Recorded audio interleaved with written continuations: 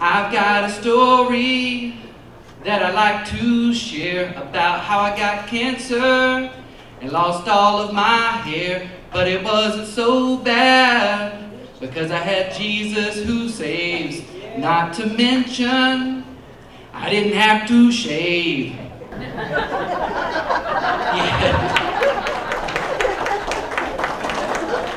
Yeah, about a year ago, March of 2015, I got married. And then, yes, thank you. Yeah, y'all give it up for my lovely wife back there. She's about 30 minutes away. She's in Columbus. So, yeah, she's a great woman. But I got married, and then the very next month, I was diagnosed with children. I see some of you have been diagnosed as well. No, but about a month after I got married, I was not doing too well, and my wife said, you need to get some blood work done. So I did, and then later on that night, we went out on a date, dinner and a movie. And then I get a phone call saying, Mr. Beman, you're in critical condition, you need to get to the hospital right away. So I hung up the phone, I told my wife, and she said, so do you still want to go to the movie?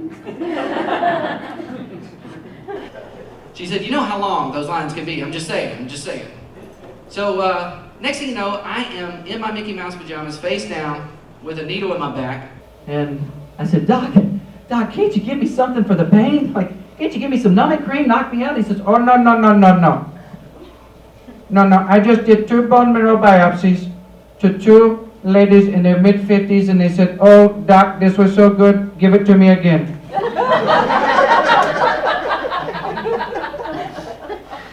Later on, he said, how are you doing, Mr. Beman? I said, why don't you ask Mickey how he's doing? And before I knew it, this is what came out. Oh, boy, that feels magical. Why don't you keep drilling me a little deeper, Doc? Hey, Goofy, how does that feel? Gosh, that kind of hurts. Make it stop.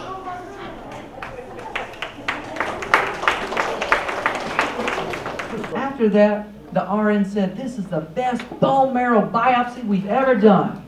I said, well, I'm glad you had fun. I just said, you know what, let's just go out to the movies tonight. Like, I want to get my mind off this. And even that, believe it or not, even that hurts. Like sitting in those movie theater chairs. Oh, it's awful. But I wanted to see this movie. I was like, let's just go, get all this stuff off my mind. Try to anyways. And we sit down to eat. And as soon as we sat down to eat, because we went to Jim Bob's, and then we were going to go over there, phone goes off, and it's a acute care lady, and she said, you need to get to emergency room right away, you're in critical condition, you're anemic. And I was like, what? The humor of it, I think really, it helps. Yeah, it helps. It helps me, and it helps him. It helps him because, I'm making him laugh. Yeah. And I'm sure he doesn't get that a lot. Well, I was just telling a story. Who are you? Pay attention.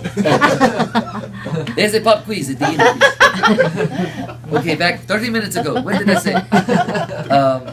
Yeah, that's what I was telling him yesterday too. I said, I just feel like God's got more work for me to do. If He doesn't need me to, so be it. But I just feel like He wants me to, make people laugh and entertain, acting, comedy.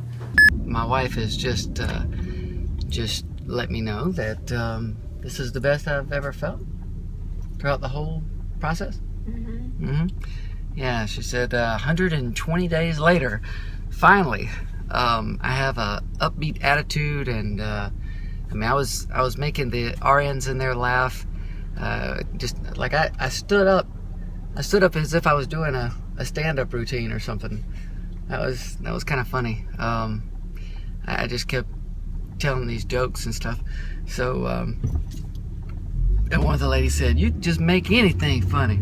I said, "I try."